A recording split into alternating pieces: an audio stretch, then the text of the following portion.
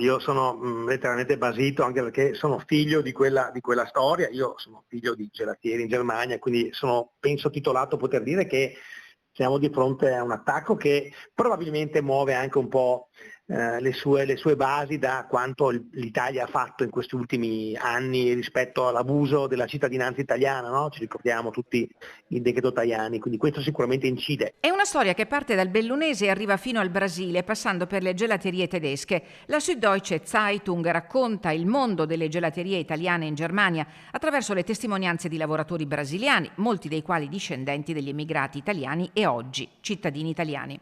In Germania siamo trattati come schiavi, raccontano al quotidiano, stigmatizzando turni fino a 12 ore al giorno, stagioni da marzo a ottobre, un solo giorno libero alla settimana.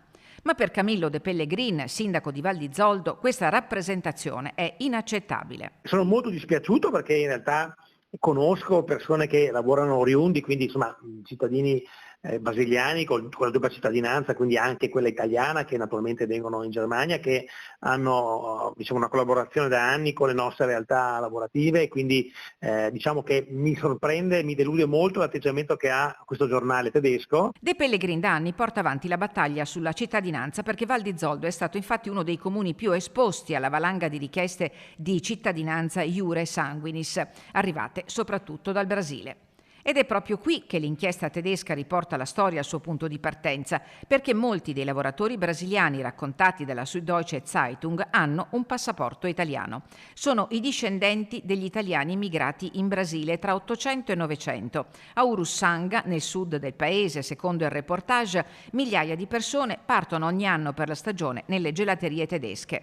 A colpire De Pellegrin la foto a corredo del reportage che mostra una lavoratrice con la divisa da carcerata, lettura che il sindaco di Val di Zoldo respinge con forza. Siamo andati un po' oltre e credo che anche altri debbano agire per dimostrare a voce molto ferma il disappunto e insomma, la gravità di questa azione da parte della Süddeutsche Zeitung. De Pellegrin si è subito messo in contatto con il sindaco di Longarone Roberto Padrin e con il presidente dell'Associazione Bellunesi nel Mondo Oscar De Bona, perché nel reportage emerge con forza una storia di emigrazione profondamente bellunese, il Vajont, il legame fra Longarone e Urussanga e la tradizione del gelato della Val di Zoldo. Sono argomenti che non si può non trattare con la dovuta sensibilità e tenerli come un piccolo tesoro umano, no?